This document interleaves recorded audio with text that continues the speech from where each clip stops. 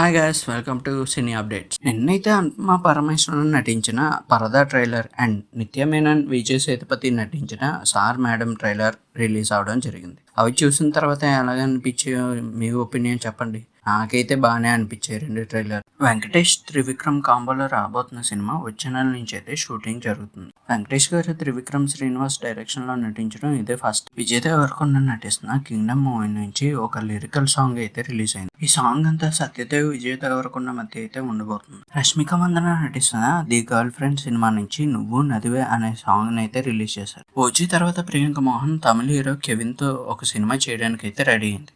ఈ సినిమా అంతా romantic comedy entertainer గా ఉండబోతుందని చెప్తుంది. సత్యం సుందరం సినిమా తీసిన ప్రేమ్ కుమార్ తో విక్రమ్ ఒక సినిమా చేయబోతున్నట్టు అఫీషియల్ గా అయితే అనౌన్స్ చేయడం జరిగింది. రణబీర్ కపూర్, సాయి పల్లవి, యష్ నటిస్తున్న రామాయణం సినిమాకి 4,000 కోట్ల బడ్జెట్ అంట.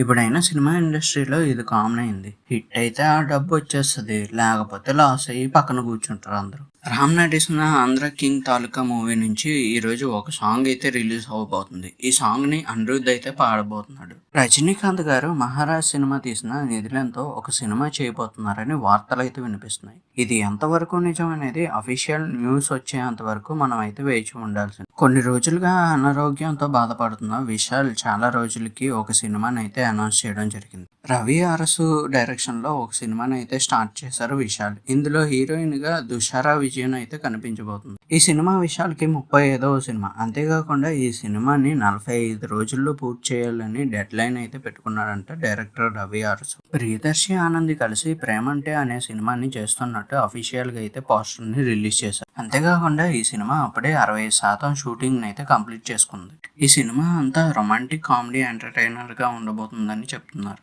పవన్ కళ్యాణ్ గారు నటిస్తున్న Harihara Veeramallu pre release event ని వైజాగ్ లో అయితే చేస్తామని చెప్తున్నారు మూవీ మేకర్స్. అంతేకాకుండా ఈ సినిమా వరల్డ్ వైడ్ గా జూలై 24 అయితే రిలీజ్ అవుతుంది.